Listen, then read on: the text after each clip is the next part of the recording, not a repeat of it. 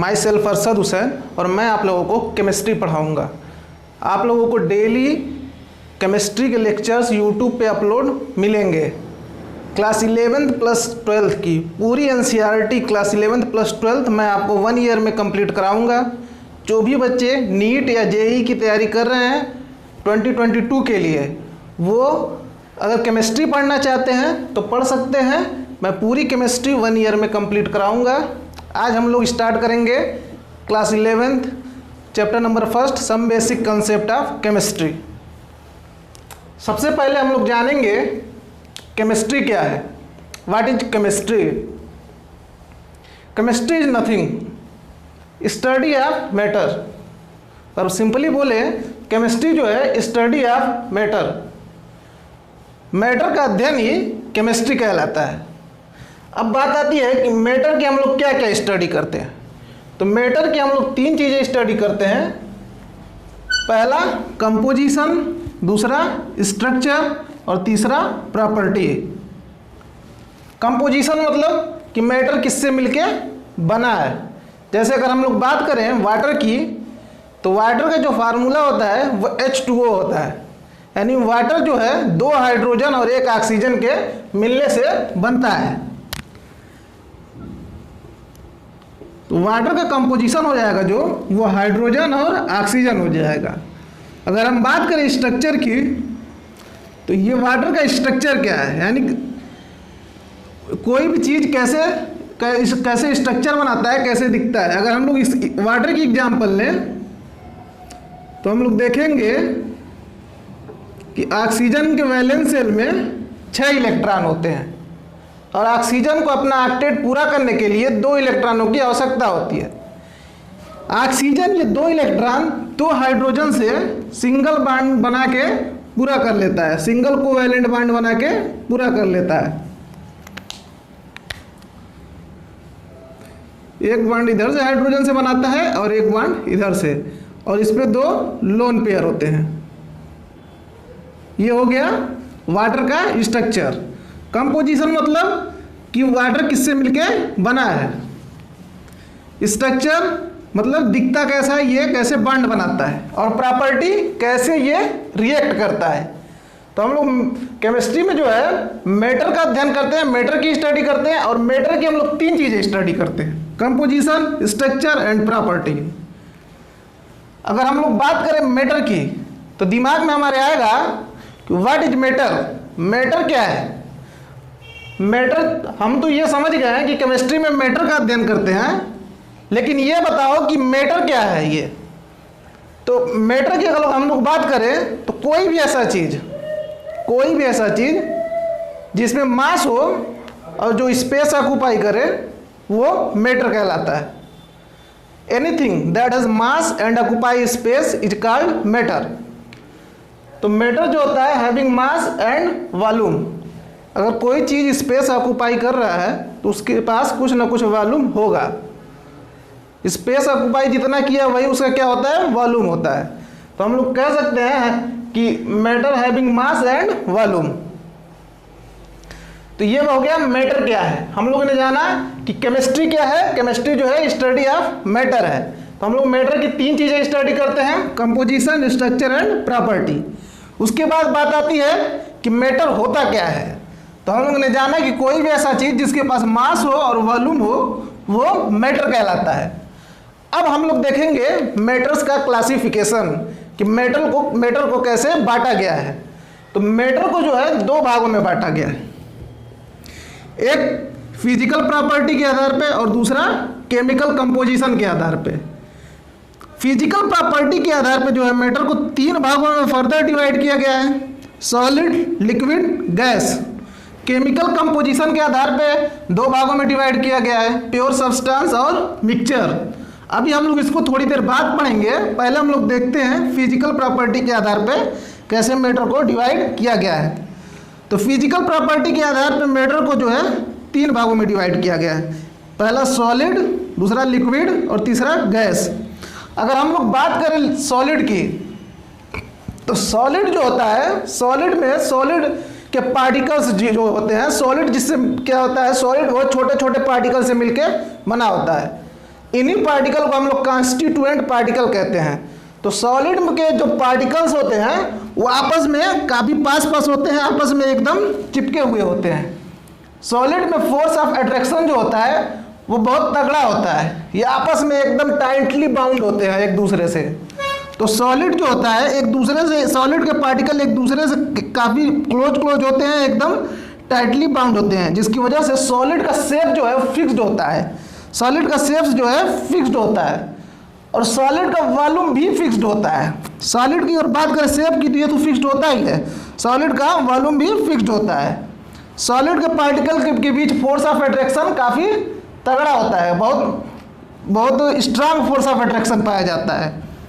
ये बात हो गई सॉलिड की। अब हम लोग बात करेंगे लिक्विड की।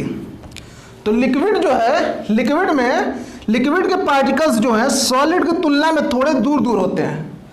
लिक्विड के पार्टिकल्स जो हैं सॉलिड की तुलना में थोड़े दूर दूर होते हैं। इनके बीच सॉलिड की तुलना से थोड़ा फोर्स ऑफ अट्रैक्शन जो होता है कम होता है। नहीं, इसमें भी फोर्स ऑफ अट्रैक्शन तो होता है, अच्छा खासा होता है, लेकिन अगर हम बात करें सॉलिड से कंपेरिजन करें इसकी, तो इसके कंपेरिजन में इसमें थोड़ा कम होता है। इसके पार्टिकल के बीच भी अच्छा खासा फोर्स ऑफ अट्रैक्शन होता है, लेकिन सॉलिड की तुलना में कम होता है। इसके भी पार्टिकल जो है सॉलिड से थोड़े दूर दूर होते हैं, इस वजह से इसका शेप जो है वो फिक्स्ड नहीं होता है। आप लोग देखेंगे सॉलिड वाटर का एक लिक्विड है, वाटर को अगर हम लोग बोतल में रखें तो वो बोतल का शेप ले लेगा। अगर हम लोग किसी और बर्तन में रखें या किसी भी कंटेनर में तो वो उस बर्तन या कंटेनर का शेप ले लेगा। लेकिन अगर हम बात करें लिक्विड के वॉल्यूम की या वाटर की वॉल्यूम की, वाटर एक लिक्विड है, तो वो अगर बोतल में 1 लीटर है तो वो कंटेनर में रखेंगे तो भी 1 लीटर होगा और वो जग में रखेंगे तो भी 1 लीटर होगा। अर्थात लिक्विड का जो है शेप जो है वो तो फिक्स्ड नहीं है, उसे जिस बर्तन में रखेंगे उसका शेप ले लेगा। लेकिन लिक्विड का वॉल्यूम जो है ये फिक्स्ड है, ये डिफिनिट है, ये नहीं बदलेगा। अगर 1 लीटर वाटर को हम लोग बोतल में रखें तो वो 1 लीटर होगा, अगर उसे जग में डालेंगे तो भी वो 1 लीटर होगा। तो लिक्विड का जो है शेप तो फिक्स्ड नहीं है और वॉल्यूम जो है वो फिक्स्ड है। अगर हम लोग बात करें गैस की, तो गैस के जो पार्टिकल होते हैं बहुत दूर दूर होते हैं, रैंडमली एकदम बिखरे हुए होते हैं। गैस के पार्टिकल्स के बीच फोर्स ऑफ अट्रैक्शन बहुत हल्का होता है, बहुत हल्का। इन दोनों की तुलना में इसमें होता ही नहीं है, समझ लो, फोर्स ऑफ अट्रैक्शन। गैस के पार्टिकल अगर जिस भी कंटेनर या जिस भी बर्तन में रखे जाएं, जहां भी रखे जाएं, ये पूरे बर्तन का वॉल्यूम ऑक्युपाई कर लेंगे, ये पूरे बर्तन में फैल जाएंगे चारों ओर। तो गैस का कोई फिक्स्ड वॉल्यूम नहीं होता, ये इसे जिस भी बर्तन में रखो उस पूरे बर्तन का वॉल्यूम ऑक्युपाई कर लेंगे, उसमें चारों ओर फैल जाएंगे। और गैस का शेप भी फिक्स्ड नहीं होता। अगर ये जिस भी बर्तन में रखे गए उस बर्तन का आकार ले रहे हैं, जैसे हम इसे यू ट्यूब में रखें तो यू नली का ये यू ट्यूब का शेप ले लेंगे। अगर कोई यू ट्यूब है इस प्रकार से, अगर हम लोग इसमें गैस भर देते हैं तो इसका शेप ले लेता है यू, और इसी का वॉल्यूम ऑक्युपाई कर लेता है। अगर हम लोग इसे किसी कंटेनर में रखें तो इसी का ये वॉल्यूम और शेप ले लेगा। तो इसका जो है गैस का शेप और वॉल्यूम दोनों फिक्स्ड नहीं होता। अब हम लोग देखेंगे मेटल का क्लासिफिकेशन जो है केमिकल कंपोजिशन के आधार पे। तो केमिकल कंपोजिशन के आधार पे जो है मेटल को 2 भागों में डिवाइड किया गया है। पहला प्योर सब्सटेंस, दूसरा मिक्सचर। सबसे पहले हम लोग जानेंगे कि सब्सटेंस क्या होता है। सब्सटेंस क्या है? तो मैटर और सब्सटेंस में क्या डिफरेंट है ये समझना। मैटर जो है एक बड़ा ग्रुप है और सब्सटेंस जो है उसके अंदर आता है मैटर के, ये एक छोटा ग्रुप है। कोई भी ऐसा चीज जो केमिकली रिएक्ट करे वो सब्सटेंस कहलाएगा। और मैटर हम लोग अभी हम लोगों ने जाना मैटर किसे बोलते हैं, जिसके पास मास हो और वॉल्यूम हो। और सब्सटेंस जो है इसके पास मास और वॉल्यूम तो होगा ही होगा, लेकिन इसे केमिकली रिएक्ट भी करना चाहिए, तो ये सब्सटेंस कहलाएगा। तो हम ये कह सकते हैं कि सब्सटेंस जो है वो सारे सब्सटेंस क्या है, मैटर हैं। बट सारे मैटर्स जो हैं वो सब्सटेंस नहीं है। सारे सब्सटेंस तो मैटर होंगे, बट सारे मेटल सब्सटेंस नहीं होंगे। सब्सटेंस हम उन्हें ही बोलेंगे जो केमिकली रिएक्ट करें। अब बात आती है प्योर सब्सटेंस की। तो ऐसे सब्सटेंस जो सिर्फ एक ही प्रकार के पार्टिकल से मिलकर बने हो उन्हें हम कहते हैं प्योर सब्सटेंस। और मिक्सचर, जब दो या दो से अधिक कंपोनेंट आपस में मिक्स कर दिए जाते हैं तो तैयार होता है मिक्सचर। जैसे हम लोग बहुत फेमस एग्जांपल जानते हैं, शुगर और वाटर को आपस में मिक्स करेंगे तो मिक्सचर एक बनता है, या हम लोग वाटर और NaCl सॉल्ट को मिक्स करें तो मिक्सचर बनता है। ये हो गया मिक्सचर और ये हो गया प्योर सब्सटेंस। अब हम लोग इसकी डिटेल में स्टडी करेंगे कि प्योर सब्सटेंस को कैसे क्लासीफाई किया गया। इसे फर्दर 2 भागों में क्लासीफाई किया गया है, पहला एलिमेंट और दूसरा कंपाउंड। और मिक्सचर को फर्दर 2 भागों में क्लासीफाई किया गया है, homogeneous mixture and heterogeneous mixture. अब हम लोग इसके बाद इसे डिटेल में स्टडी करेंगे।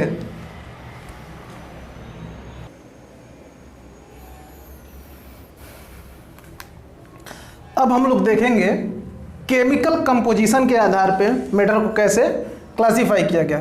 तो केमिकल कंपोजिशन के आधार पे मैंने अभी आप लोगों को बताया था कि 2 भागों में क्लासीफाई किया गया, एक प्योर सब्सटेंस, दूसरा मिक्सचर। मैंने आप लोगों को प्योर सब्सटेंस में सब्सटेंस के बारे में बताया था कि सब्सटेंस और मैटर में क्या डिफरेंस है। अब हम लोग बात करेंगे प्योर सब्सटेंस की। ये प्योर सब्सटेंस जो है ये क्या होता है। तो जैसा कि नाम से ही पता चल रहा है, प्योर, शुद्ध। शुद्ध मतलब क्या है? ऐसा सब्सटेंस जो सिर्फ एक ही प्रकार के पार्टिकल से मिलकर बना हो, ऐसे सब्सटेंस को हम लोग प्योर सब्सटेंस कहते हैं। जैसे अगर हम लोग बात करें वाटर की, तो वाटर जो है, वाटर के जो मालिक्यूल्स हैं, वाटर के एक मालिक्यूल्स जो है, अगर हम लोग देखें H2O वाटर में, तो वाटर का एक मालिक्यूल ये H2O है, इसमें एक H फिर O और एक H होता है।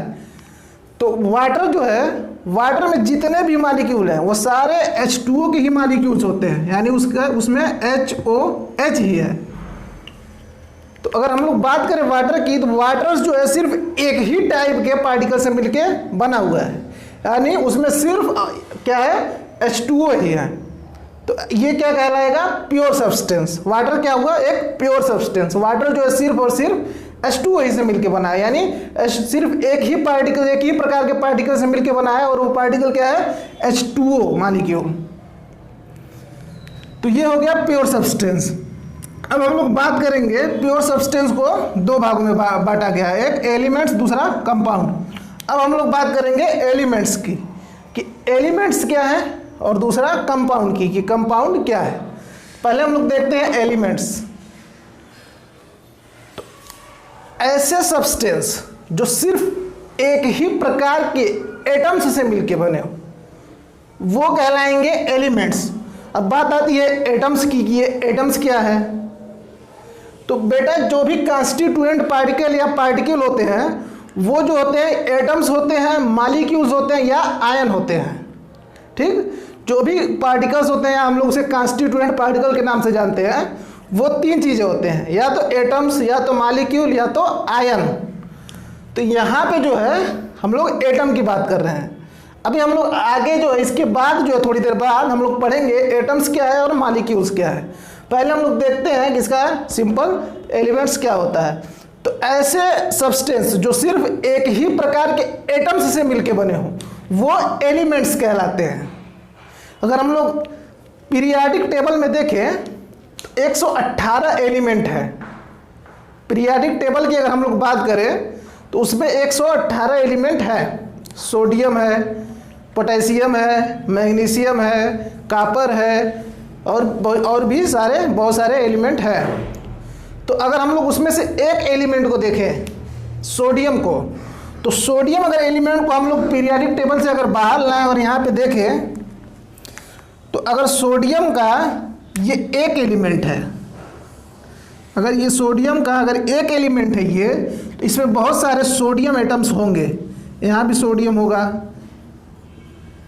यहाँ भी सोडियम होगा, यहाँ भी सोडियम होगा, यहाँ भी सोडियम होगा, यहाँ भी सोडियम होगा।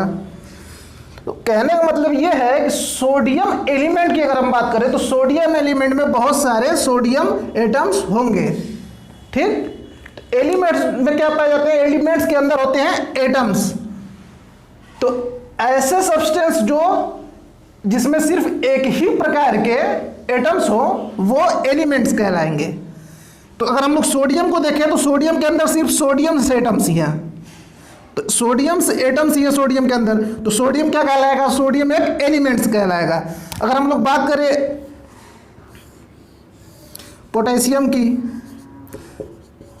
इसमें भी सिर्फ क्या है, पोटेशियम ही है, तो पोटेशियम क्या कहलाएगा, ये भी एक एलिमेंट ही कहलाएगा। तो अगर हम लोग एलिमेंट्स का एग्जाम्पल देखें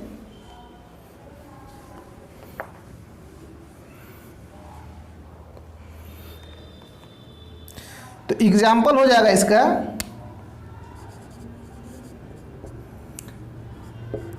सोडियम, मैग्नीशियम, कैल्शियम, ये सारे पोटेशियम, ये सारे एलिमेंट्स के एग्जाम्पल हो जाएंगे।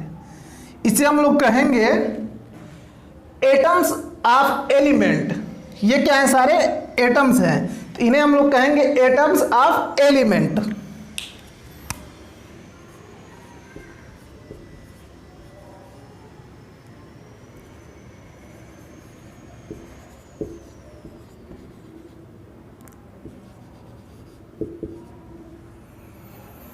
अगर आगे हम लोग देखें तो बात करें अगर हम लोग हाइड्रोजन की, H2 की,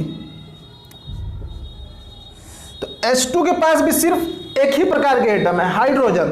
तो ये भी क्या है, ये भी एक प्रकार का एलिमेंट है। अगर हम लोग बात करें नाइट्रोजन की, N2 की, तो इसके पास भी हम लोग देखेंगे तो सिर्फ और सिर्फ नाइट्रोजन एटम्स ही होंगे, तो ये भी क्या है, एलिमेंट है। अगर हम लोग बात करें ऑक्सीजन की, तो इसके पास भी सिर्फ और सिर्फ ऑक्सीजन एटम्स ही होंगे, तो ये भी क्या है, एक प्रकार का एलिमेंट है। लेकिन हम लोग इसे क्या कहेंगे, मॉलिक्यूल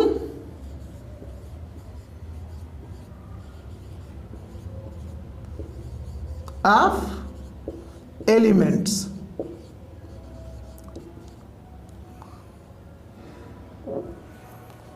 ठीक।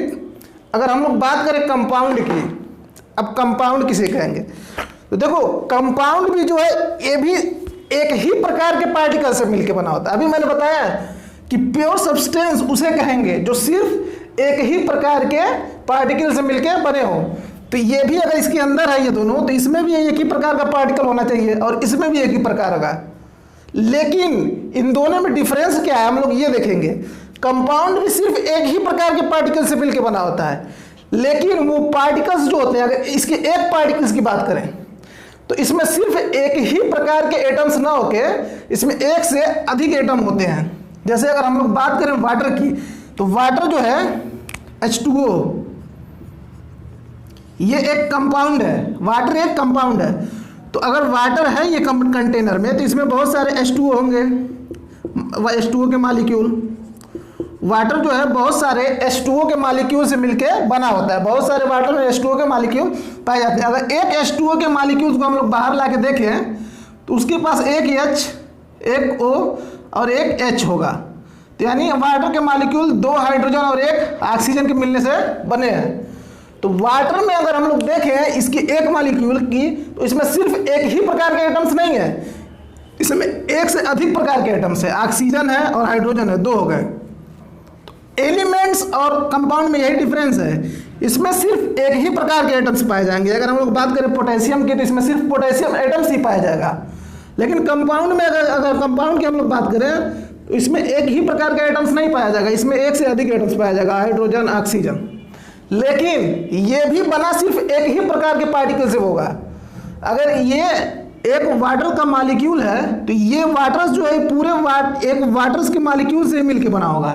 यानी ये वाटर जो है पूरे H2O वाटर में, इस पूरे वाटर में क्या होगा, सिर्फ H2O मॉलिक्यूल ही होगा। तो ये डिफरेंस हो गया एलिमेंट और कंपाउंड की। कंपाउंड में सिर्फ एक ही प्रकार के पार्टिकल से मिलके बना होता है, कंपाउंड भी सिर्फ एक ही प्रकार के पार्टिकल से मिलके बना होता है। लेकिन इसमें क्या है, इसमें एटम्स जो हैं एक ही प्रकार के नहीं होते, एक से अधिक हो सकते हैं। लेकिन इसमें इसके पार्टिकल्स जो हैं सेम होंगे, यहाँ पे भी H2O होगा, यहाँ भी H2O, यहाँ भी H2O, यहाँ भी H2O, ये डिफरेंस हो गया। तो हम लोग देखें ये क्या हो गया, प्योर सब्सटेंस। अब हम लोग बात करें अगर मिक्सचर की, मैंने बताया कि जब भी दो या दो से अधिक कंपोनेंट को आपस में मिक्स कर देते हैं तो बनता है मिक्सचर। अब मिक्सचर भी दो प्रकार के होते हैं, एक होमोजीनस और दूसरा हेट्रोजीनस। अगर हम लोग बात करें होमोजीनस, जैसा कि नाम से ही पता चल रहा है, होमो मतलब सेम, समान फेज जिसका हो। तो ऐसे अगर होमोजीनस की बात करें हम लोग, तो ऐसा मिक्सचर जब दो या दो से अधिक कंपोनेंट को हम लोग आपस में मिक्स करते हैं, जब दो या दो से अधिक कंपोनेंट को हम लोग आपस में मिक्स करेंगे तो उन दोनों कंपोनेंट को मिक्स करने पे उसके दोनों कंपोनेंट आपस में इक्वली डिस्ट्रीब्यूट हो जाए, यूनिफॉर्म डिस्ट्रीब्यूट हो जाए, तो ऐसे मिक्सचर को हम लोग होमोजीनस मिक्सचर कहेंगे। अगर हम लोग बात करें वाटर और शुगर की, H2O प्लस शुगर, तो जब भी हम लोग वाटर और शुगर को मिक्स करेंगे आपस में तो देखेंगे कि वाटर, अगर हम लोग ये ब्लू से वाटर को रिप्रेजेंट करें और ब्लैक से शुगर को, तो हम लोग देखेंगे कि इस वाटर और शुगर सॉल्यूशन में जो वाटर और शुगर हैं यूनिफॉर्मली डिस्ट्रीब्यूट हैं, एक समान डिस्ट्रीब्यूट है, इक्वली डिस्ट्रीब्यूट है। तो ऐसे मिक्सचर को हम लोग होमोजीनस मिक्सचर कहेंगे। ऐसा मिक्सचर जिस जब दो या दो से अधिक कंपोनेंट को हम लोग आपस में मिक्स करेंगे तो उसमें सारे जो है कंपोनेंट आपस में यूनिफॉर्मली डिस्ट्रीब्यूट हो, तो ऐसे मिक्सचर को हम लोग होमोजीनस मिक्सचर कहेंगे। अगर हम लोग इसके एग्जाम्पल की बात करें तो एक एग्जाम्पल यही हो गया, H2O प्लस शुगर। दूसरा एग्जाम्पल हो गया H2O प्लस NaCl, ठीक। तीसरा एग्जाम्पल हो गया H2O प्लस अल्कोहल,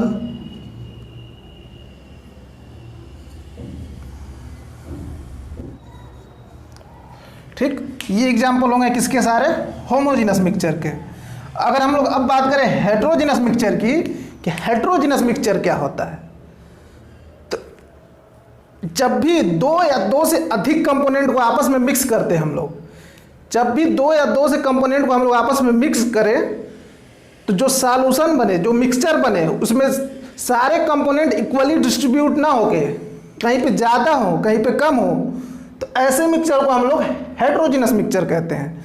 ऐसा मिक्सचर जिसमें सारे कंपोनेंट आपस में इक्वली डिस्ट्रीब्यूट ना हो, ऐसे मिक्सचर को हम लोग क्या कहते हैं, हेट्रोजीनस मिक्सचर। जब दो या दो से अधिक कंपोनेंट को हम लोग आपस में मिक्स करें तो वो दोनों कंपोनेंट आपस में यूनिफॉर्मली डिस्ट्रीब्यूट ना हो मिक्सचर में, तो ऐसे मिक्सचर को हम लोग हेट्रोजीनस मिक्सचर कहते हैं। जैसे हम लोग बात करें अगर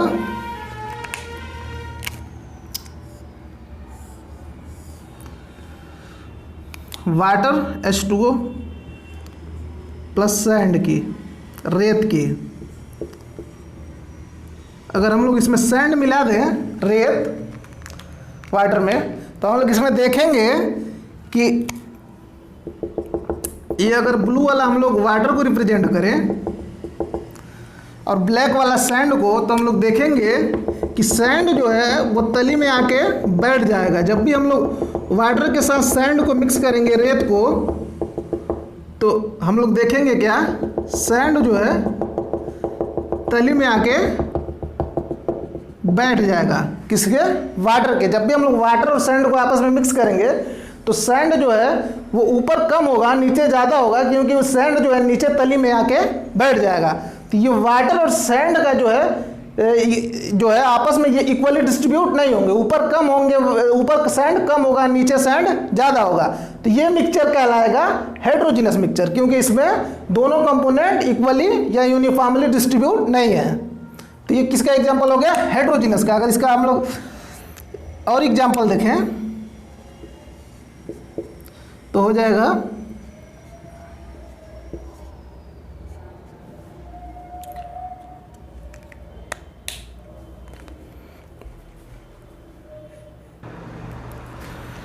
अगर हम लोग इसके कुछ एग्जाम्पल की बात करें तो हो जाएगा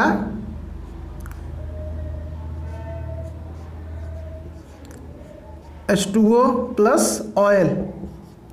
अगर हम लोग H2O प्लस ऑयल मतलब पानी में अगर हम लोग तेल को मिला दें तो देखेंगे कि पानी में जो है तेल ऊपर, पानी के ऊपर तैरता रहता है।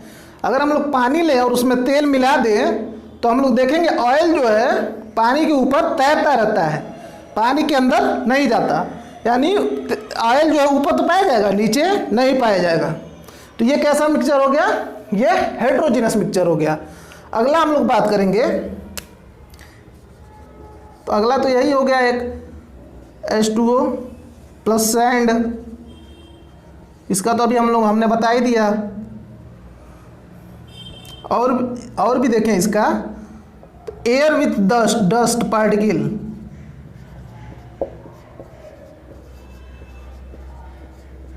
अगर हम लोग अगला बात करें तो एयर विथ डस्ट।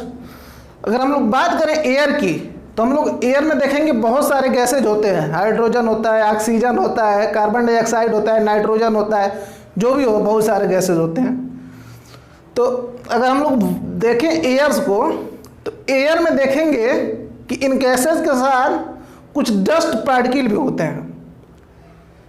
तो ये डस्ट पार्टिकल जो है सभी जगह यूनिफॉर्मली नहीं पाए जाएंगे। जैसे अगर हम बात करें इस रूम की, अगर हम इस रूम में पढ़ा रहे हैं तो इस रूम में एयर्स जो है उनके साथ कम डस्ट पार्टिकल होंगी।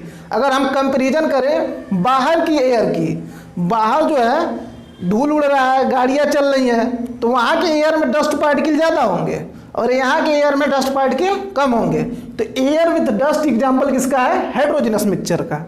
अब हम लोग आगे देखेंगे कि एटम्स क्या है और मॉलिक्यूल्स क्या है। अब हम लोग ने ये देखा केमिकल कंपोजिशन के आधार पे मेटल को दो भागों में क्लासीफाई किया गया है, पहला प्योर सब्सटेंस, दूसरा मिक्सचर। तो हम लोगों ने फिर देखा कि एलिमेंट्स, प्योर सब्सटेंस को दो भागों में क्लासीफाई किया गया है, एक एलिमेंट्स, दूसरा कंपाउंड। तो बात आई एलिमेंट्स की, तो हम लोगों ने एलिमेंट्स देखा जो सिर्फ एक ही प्रकार के एटम से मिलके बने होते हैं, उन्हें हम लोग एलिमेंट्स कहते हैं। एग्जाम्पल देखा सोडियम, मैग्नीशियम, पोटेशियम, इसे हम एटम्स ऑफ एलिमेंट्स कहते हैं। अगला एग्जाम्पल आया H2N2O2, इसे हम लोग मॉलिक्यूल ऑफ एलिमेंट्स कहते हैं। बात आई कंपाउंड की, तो कंपाउंड में भी हमने जाना कि कंपाउंड भी सिर्फ एक ही प्रकार के पार्टिकल्स से मिलके बना होता है, लेकिन इसके एक पार्टिकल्स जो होते हैं उसके पास एक से अधिक एटम्स होते हैं। यही डिफरेंस होता है एलिमेंट्स और कंपाउंड में। अब बात आई मिक्सचर की, अगर हम लोग कंपाउंड का एग्जाम्पल हम लोग नहीं लिखे हैं, अगर हम लोग कंपाउंड का एग्जाम्पल देखें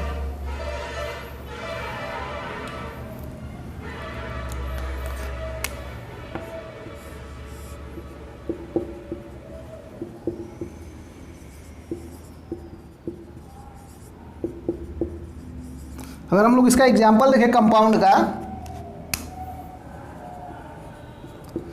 एक तो H2O ही हो जाएगा, दूसरा CO2 हो जाएगा, तीसरा CO हो जाएगा, H2O2 हो जाएगा।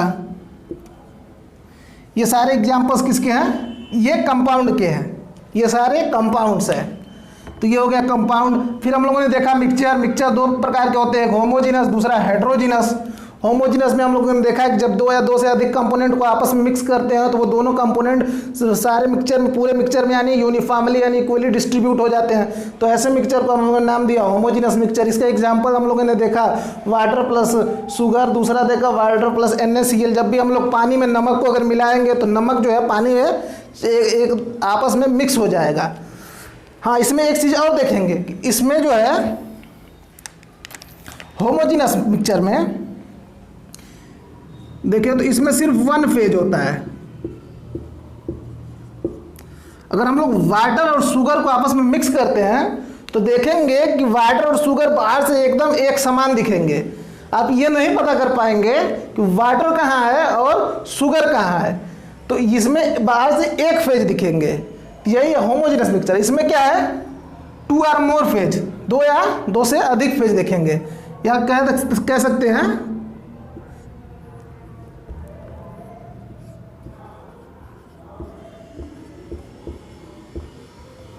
मोर then one phase.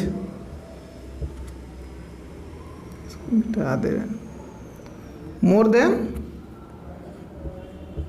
One phase. ठीक, ये हो गया हेट्रोजेनस मिक्सचर। तो हम लोगों ने बात किया होमोजेनस मिक्सचर का। तो अगर इसका एग्जांपल देखा water plus sugar, water plus NaCl, और वाटर में जब भी हम लोग एल्कोहल, आपका फेवरेट एग्जांपल, वाटर में जब भी हम लोग एल्कोहल को मिक्स करते हैं, यानी दारू, जब भी हम लोग दारू बनाते हैं वाटर पानी के साथ, तो देखेंगे कि दारू में, वाटर में जो है दारू जो है पूरे यूनिफॉर्मली डिस्ट्रीब्यूट हो जाता है, यानी एल्कोहल वाटर में यूनिफॉर्मली डिस्ट्रीब्यूट हो जाता है। तो ये भी किसका एग्जाम्पल है? होमोजेनस मिक्सचर का। अब हेट्रोजेनस की बात करते हैं हम लोग, तो हेट्रोजेनस मिक्सचर उसे हम लोग ने बोला जब दो या दो से अधिक कंपोनेंट आपस में मिक्स करते हैं, तो दोनों कंपोनेंट या दो या जितने भी कंपोनेंट उसमें हो यूनिफॉर्मली डिस्ट्रीब्यूट ना हो, कहीं पे कम हो कहीं पे ज़्यादा हो, तो ऐसे हम लोग मिक्सचर को बोला हेट्रोजेनस मिक्सचर।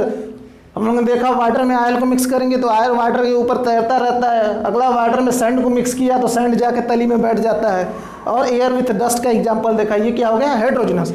अब हम लोग बात करेंगे एटम्स और मॉलिक्यूल्स की। अब हम लोग बात करेंगे एटम्स और मॉलिक्यूल की।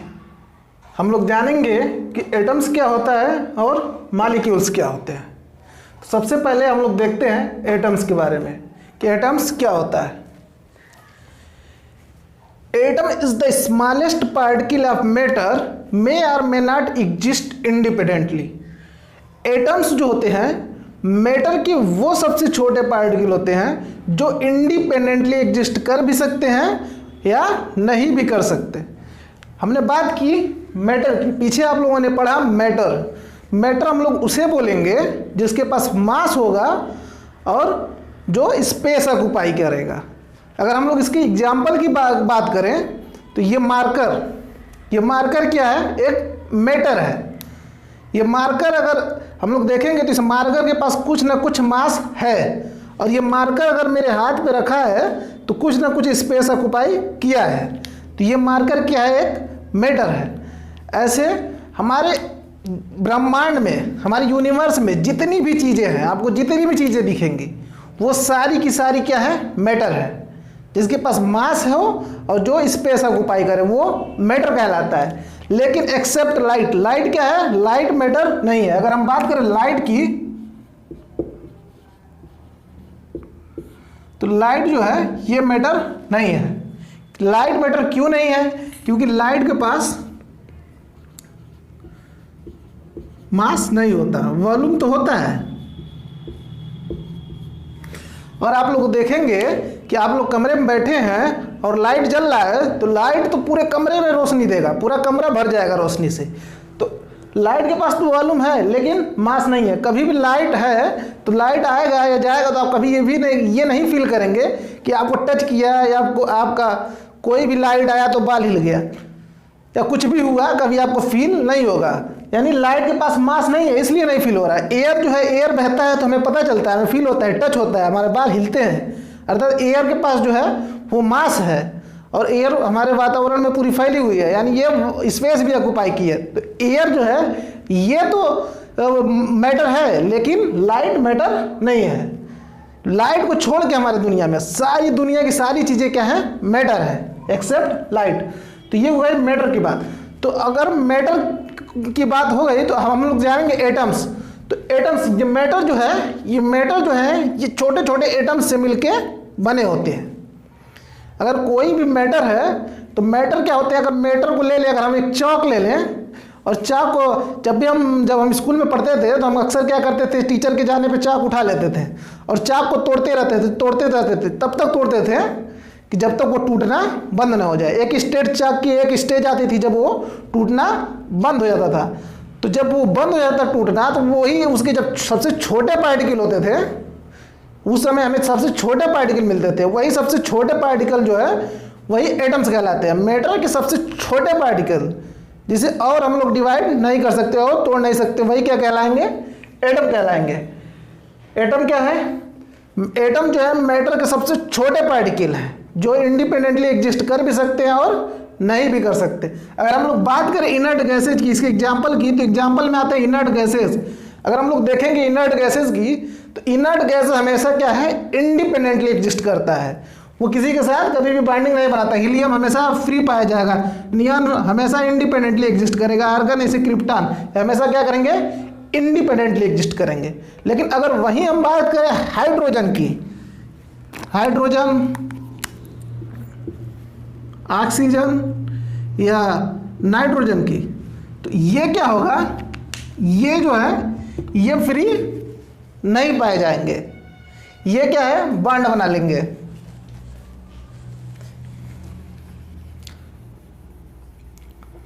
हाइड्रोजन क्या करेगा, हाइड्रोजन एक हाइड्रोजन से जुड़ के बना लेगा H2, ऑक्सीजन ऑक्सीजन से जुड़ के क्या बना लेगा, O2, नाइट्रोजन नाइट्रोजन से जुड़ के क्या बना लेगा, N2।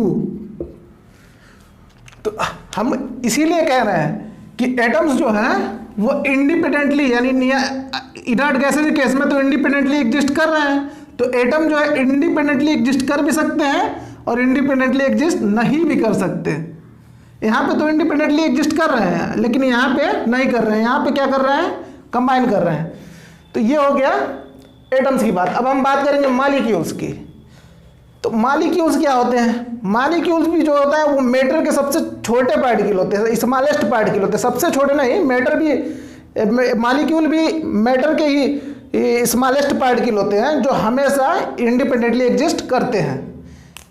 ये क्या होता है, एटम्स थोड़े बड़े होते हैं लेकिन ये भी मैटर के छोटे ही पार्टिकल होते हैं और ये क्या करते हैं, हमेशा इंडिपेंडेंटली एग्जिस्ट करते हैं। अगर हम लोग बात करें CO2 कार्बन डाइऑक्साइड की या वाटर की, अगर हम ये वाटर ले लें तो हम लोग देखेंगे कि वाटर में बहुत सारे H2O मॉलिक्यूल पाए जाते हैं।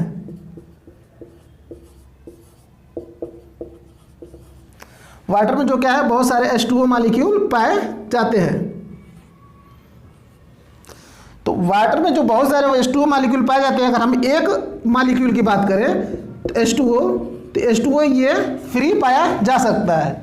अगर हम लोग ऐसे ही कार्बन डाइऑक्साइड की बात करें, अगर कार्बन डाइऑक्साइड गैस है तो इसमें बहुत सारे कार्बन डाइऑक्साइड होंगे, तो अगर इसमें एक कार्बन डाइऑक्साइड की बात करें तो ये एक मॉलिक्यूल कार्बन डाइऑक्साइड का फ्री पाया जा सकता है, ऐसे कार्बन मोनोऑक्साइड का, ऐसे हाइड्रोजन परऑक्साइड का। तो ये क्या है, ये मॉलिक्यूल्स के एग्जाम्पल हैं। ये किसके एग्जाम्पल है, एटम्स के, ये सारे।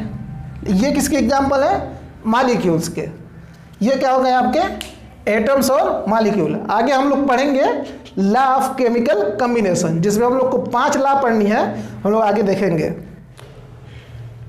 अब हम लोग स्टार्ट करेंगे law of chemical combination. Chemical reactions जो होती हैं वो कुछ लॉ को फॉलो करती हैं, उन्हीं लॉज को हम लोग जो है लॉ ऑफ केमिकल कॉम्बिनेशन के अंदर पढ़ेंगे। 5 लॉ है जिसे हम लोग को पढ़ना है, जिसमें से पहला लॉ है जो वह है लॉ ऑफ कंजर्वेशन ऑफ मास, दूसरा लॉ ऑफ डिफिनिट प्रोपोर्शन, तीसरा लॉ ऑफ मल्टीपल प्रोपोर्शन, चौथा लॉ ऑफ रेसिप्रोकल प्रोपोर्शन और पांचवा लॉ ऑफ गैसियस वॉल्यूम, या इसी को हम लोग गेलुस-सैक्स लॉ के नाम से भी जानते हैं, क्योंकि इस लॉ को गेलुस-सैक्स ने दिया था। तो अब हम लोग स्टार्ट करेंगे पहला लॉ ऑफ कंजर्वेशन ऑफ मास।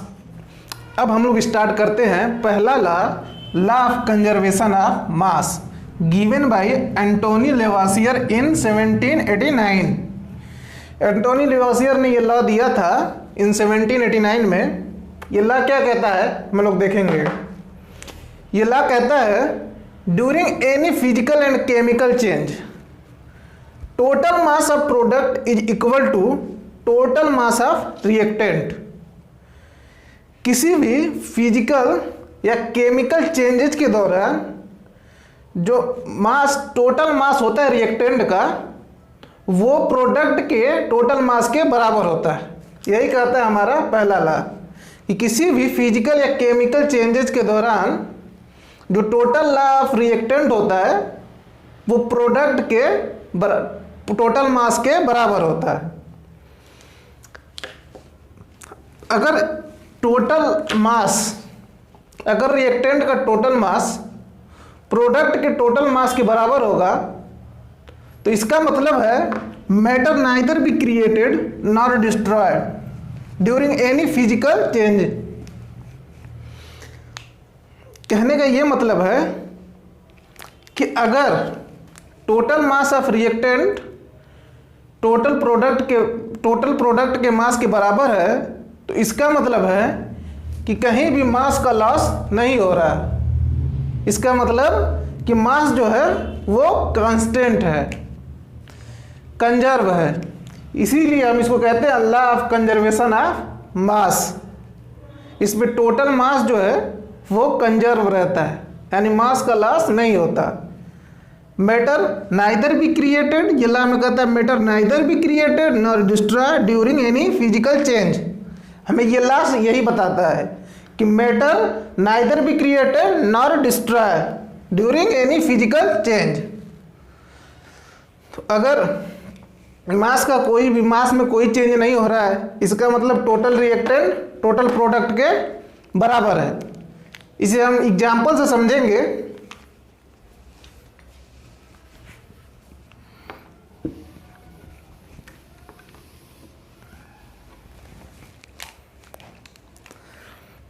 अगर हम लोग एग्जाम्पल देखें तो कार्बन को अगर हम लोग ऑक्सीजन से रिएक्ट कराएं तो हम लोगों को मिलेगा कार्बन डाइऑक्साइड। अब हम लोग अगर रिएक्टेंट के मास को जोड़ लें और देखें कि प्रोडक्ट के मास के बराबर नहीं आ रहा है कि नहीं आ रहा है। अगर ये रिएक्टेंट का sum of mass of reactant is equal to sum of mass of product होगा, तो इसका मतलब है ये इस लॉ को फॉलो कर रहा है। कहने का मतलब अगर टोटल मास रिएक्टेंट का प्रोडक्ट के टोटल मास के बराबर होगा, इसका मतलब कि ये रिएक्शन जो है इस लॉ को फॉलो कर रहा है। कैसे, आइए हम लोग देखते हैं ये रिएक्शन जो है इसको फॉलो कर रहा है कि नहीं कर रहा है। कार्बन का हम लोग जानते हैं कि कार्बन का जो है मास होता है वो 12 होता है। ऑक्सीजन का जो होता है वो 32 होता है। और ये कार्बन और ऑक्सीजन मिलकर क्या बनाते हैं, carbon dioxide.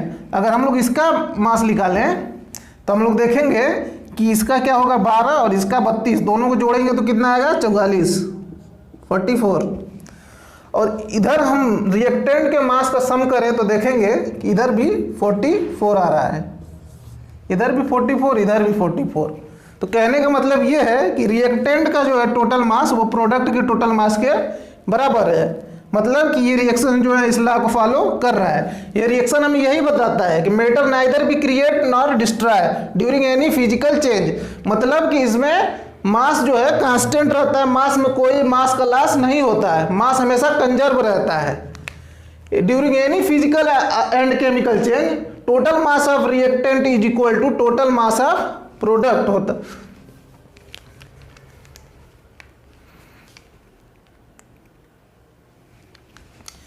During any physical and chemical change total mass of product is equal to total mass of reactant होता है। यही ये लॉ का कहने का मतलब है। अब हम लोग आगे पढ़ेंगे दूसरा लॉ है हमारा law of definite proportion.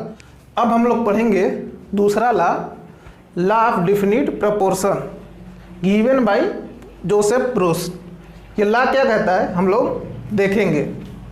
According to this law, a compound can be obtained from different sources, but the ratio of each component by weight remains same. क्या कहता है हम लोग देखेंगे। ये लॉ कहता है कि अगर किसी भी कंपाउंड को हम लोग किसी तरह से लेके आए, किसी भी अलग अलग तरीके से हम लोग उसे बनाएं किसी भी कंपाउंड को, तो उस कंपाउंड में जो जो कंपोनेंट होंगे, अगर उस कंपोनेंट का हम लोग बाई वेट अगर रेशियो निकालें तो वो रेशियो जो है हमेशा फिक्स्ड होगा।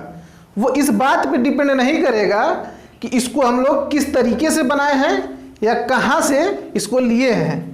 देखो यही कहता है सिंपल ये law. According to this law compound can be obtain from different sources but the ratio of each component by weight remain same. It does not depend on the method of its preparation or the source from which it has been obtained. ये इस बात पे भी depend नहीं करेगा कि इसे हम लोग किस सोर्स से प्राप्त किए हैं।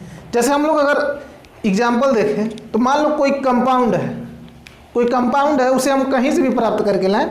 मान लो एक कंपाउंड है AB,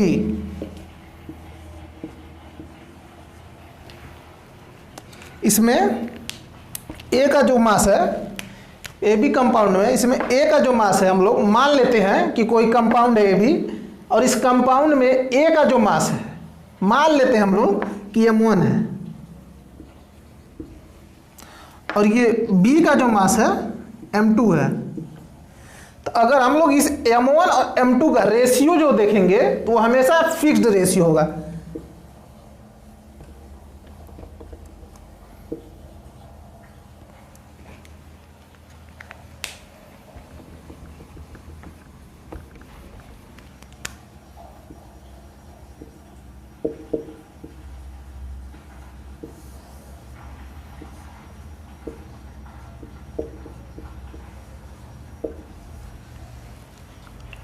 ये हमेशा जो है फिक्स्ड होगा, M1:M2 हमेशा फिक्स्ड होगा, M1 और M2 का रेशियो हमेशा फिक्स्ड होगा।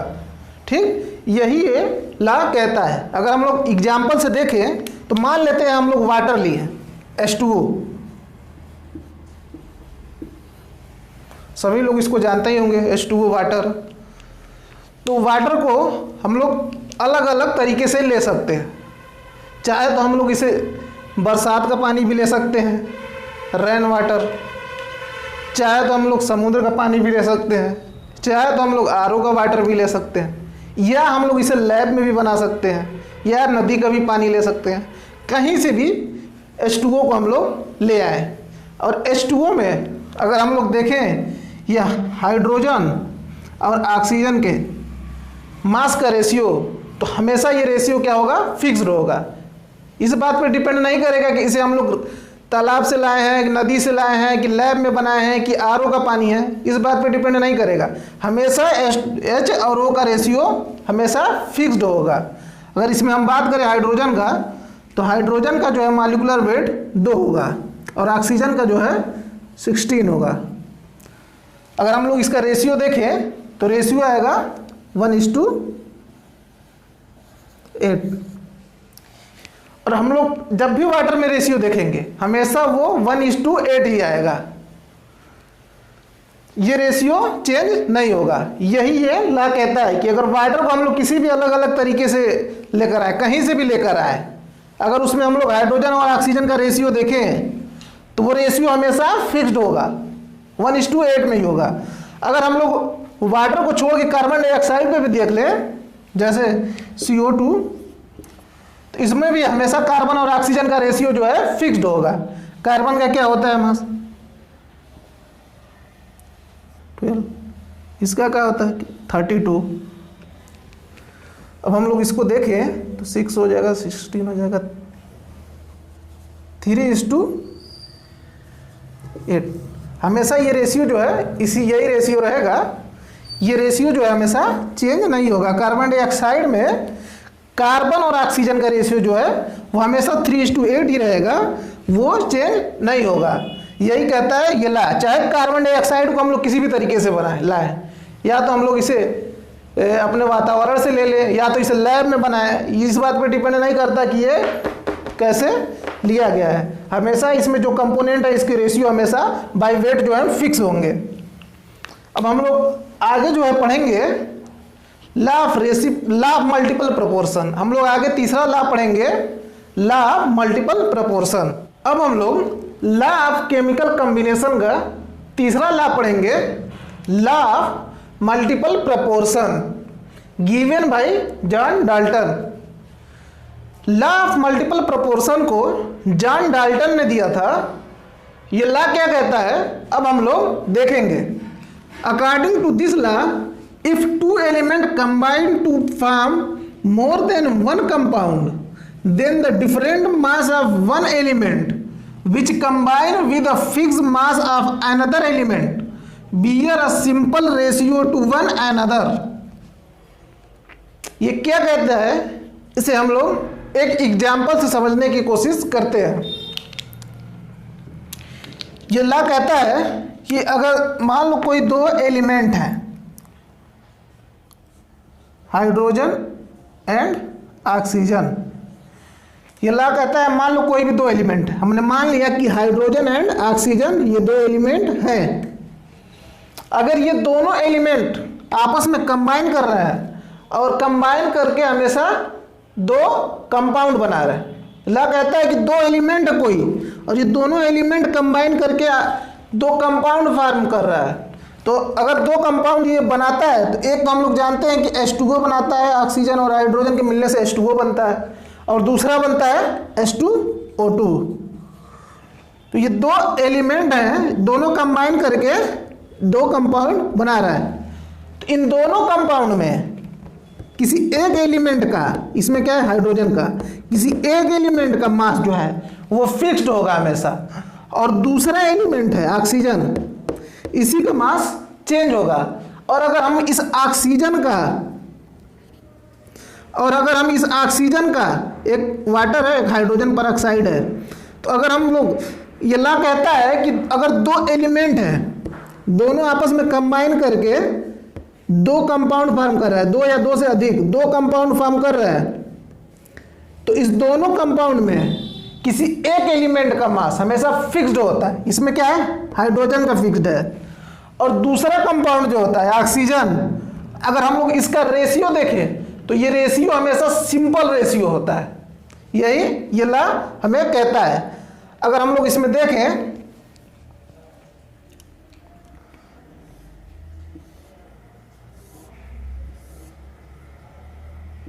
ये हो गया H2O, यहाँ पे हो गया H2O2, यहाँ पे हो गया हाइड्रोजन, यहाँ पे हो गया ऑक्सीजन। तो H2O में अगर हम लोग हाइड्रोजन का मास देखें तो होगा 2, और अगर H2O2 में देखें तो यहाँ भी होगा 2, यानी दोनों जगह देख रहे हैं फिक्स है इसका मास। हाँ भाई फिक्स है इसका मास। यही ला कहता है कि एक एलिमेंट का मास फिक्स्ड होगा, और यहाँ पे फिक्स्ड भी दिख रहा है। और दूसरा एलिमेंट ऑक्सीजन, अगर इसका हम लोग मास देखें तो यहाँ पे 16 होगा और यहाँ पे 32 होगा। हाँ दूसरा का मास फिक्स्ड नहीं है। अगर हम लोग इसका रेशियो देखें तो रेशियो क्या आएगा, 1:2 आएगा। हाँ सिंपल रेशियो आ रहा है। तो यही कहता है ये ला कि अगर कोई दो एलिमेंट है, अगर दोनों एलिमेंट कंपाउंड करके दो से अधिक कंपाउंड बना रहे हैं, तो इस दोनों कंपाउंड में जो एक एलिमेंट का मास है वो फिक्स्ड होगा और दूसरे का चेंज होगा। और इसी का अगर हम लोग दूसरे का रेशियो निकालें तो ये हमेशा सिंपल होगा। इससे हम लोग देखें आगे और भी एग्जाम्पल हम लोग इसके देखते हैं।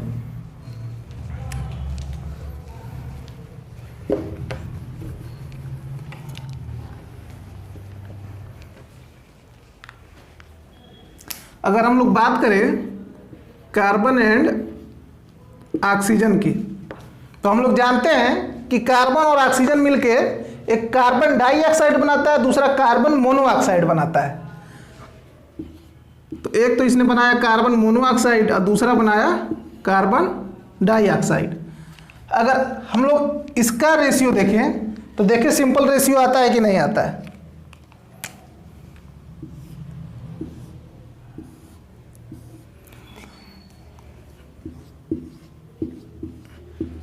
हम लोगों ने ला पढ़ा है कि जब भी दो एलिमेंट आपस में कंबाइन करके दो कंपाउंड फॉर्म करते हैं तो इन दोनों कंपाउंड में किसी एक एलिमेंट का मास हमेशा फिक्स्ड होता है। इसमें जैसे कार्बन का है, और दूसरा एलिमेंट जो होता है अगर इसका रेशियो निकाले तो ये सिंपल रेशियो होता है। ये अभी हम लोग पढ़े हैं कि ला कहता है।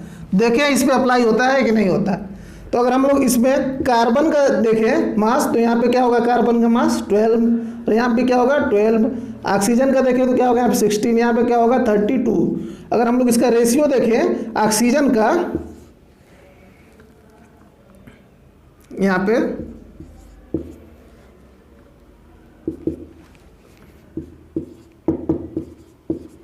तो आएगा, यहाँ भी क्या आएगा 1:2। यहाँ भी क्या है, सिंपल रेशियो है। यही ये ला कहता है कि हमेशा क्या होना चाहिए, सिंपल रेशियो होना चाहिए। यहाँ पे भी ये ला वैलिड है। आगे हम लोग एक और एग्जांपल देखें। यहाँ पे ये ला वैलिड है। आगे हम लोग एक और एग्जांपल देखेंगे। अगला एग्जांपल हम लोग देखेंगे नाइट्रोजन और ऑक्सीजन का। नाइट्रोजन और ऑक्सीजन जब आपस में कंबाइन करते हैं तो ये एलिमेंट, ये कंपाउंड फॉर्म करते हैं। N2O भी बना सकते हैं, NO भी बना सकते हैं, N2O3 भी बना सकते हैं, NO2 भी बना सकते हैं, N2O5 भी बना सकते हैं। तो अब हम लोग इसमें देखेंगे कि एक एलिमेंट का रेशियो फिक्स है और दूसरा जो है उसका रेशियो सिंपल आ रहा है कि नहीं आ रहा है। ये ला कहता है पहले कि अगर दो एलिमेंट कंबाइन करेंगे तो 2 से अधिक कंपाउंड बनाएंगे, पहला चीज़ है। हाँ, 2 से अधिक कंपाउंड बना रहे हैं। अब दूसरा चीज़ कहता है कि इस एलिमेंट में इस कंपाउंड में किसी एक एलिमेंट का मास फिक्स्ड होगा। तो हम लोग देखेंगे अगर तो फिक्स है कि नहीं देखेंगे ये वक्त। तो नाइट्रोजन का हम लोग देखेंगे तो यहाँ पे क्या होगा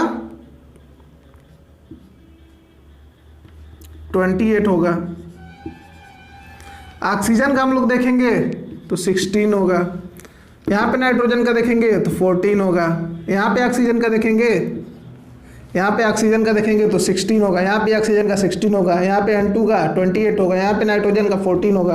यहाँ पे N2 का 14 होगा और यहाँ पे ऑक्सीजन का क्या होगा 48 और यहाँ पे नाइट्रोजन का भी 14 होगा और यहाँ पे O2 का क्या होगा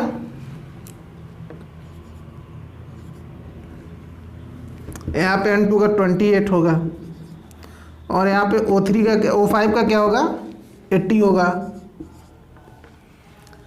अब हम लोग देख रहे हैं कि ये एलिमेंट है एक नाइट्रोजन, ये ऑक्सीजन, इसमें से ना इस एलिमेंट का मास फिक्स्ड है ना इस एलिमेंट का। ये तो इस लॉ को फॉलो ही नहीं करता। अगर फिक्स्ड नहीं है तो कैसे हम कह सकते हैं कि ये लॉ फॉलो हो रहा है। सबसे पहले हम क्या करेंगे कि किसी एक एलिमेंट का जो है मास वो फिक्स्ड करेंगे, ठीक, और दूसरा जो है उसका रेशियो निकालेंगे। अगर जब तक ये एक एलिमेंट फिक्स्ड नहीं होंगे तब तक ये लॉ फॉलो ही नहीं होगा। तो अब हम लोग देख रहे हैं कि यहाँ पे दो है जो जिसका मास जो है 28 है और इन तीनों का मास जो है 14 है। तो अगर हम लोग इसको 28, इसको भी 28, अगर इसको भी 28 बना लें तो ये पूरे में नाइट्रोजन का जो है मास फिक्स्ड हो जाएगा। नाइट्रोजन एलिमेंट का मास क्या हो जाएगा फिक्स्ड हो जाएगा। अगर किसी भी तरीका से इसे हम लोग 28 कर ले तो, और सिर्फ ऑक्सीजन में चेंज होगा तो हम लोग को ऑक्सीजन का ही रेशियो देखना है। तो अगर हम लोग इसमें क्या करें कि इसको भी 28 बना लें तो इसके लिए हमें क्या करना है 2 से इसमें मल्टीप्लाई कर देंगे। अगर 2 से इधर करेंगे तो इधर भी करना पड़ेगा, फिर इधर करेंगे तो इधर भी करना पड़ेगा और इधर करेंगे फिर इधर भी करना पड़ेगा। तो अब हम लोग देखेंगे कि यहाँ भी 28 हो गया, यहाँ भी 28, यहाँ भी 28, तीनों जगह 28 हो गया। अब सिर्फ मास में कहाँ चेंज है इधर के। अब हम लोग इसका रेशियो देखते हैं तो यहाँ पे हो जाएगा 16, इसका यहाँ पे क्या हो जाएगा 32 और इसका निकाले तो क्या हो जाएगा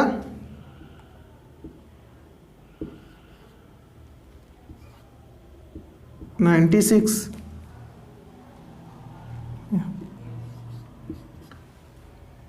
इसका देखें तो क्या हो जाएगा 64 और इसका क्या हो जाएगा 80। अगर हम लोग इसका रेशियो देखें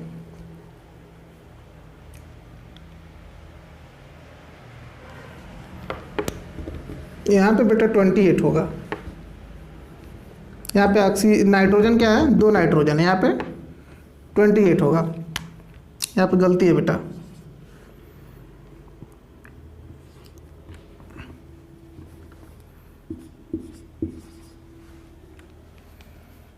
ठीक। तो यहाँ पे अगर 48 होगा तो यहाँ भी 48 होगा, ठीक। तो अब हम लोग रेशियो देखें इसका,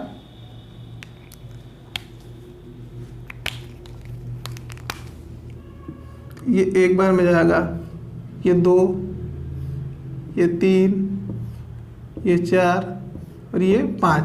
तो इसका रेशियो जो आया है 1:2:3, इस रेड से दिख नहीं रहा होगा, ब्लू से लिखते हैं। इसका रेशियो जो होगा क्या होगा 1:2 1:3:4:5 ये रेशियो होगा इसका। और ये रेशियो भी हम लोग देख रहे हैं क्या है, सिंपल रेशियो है।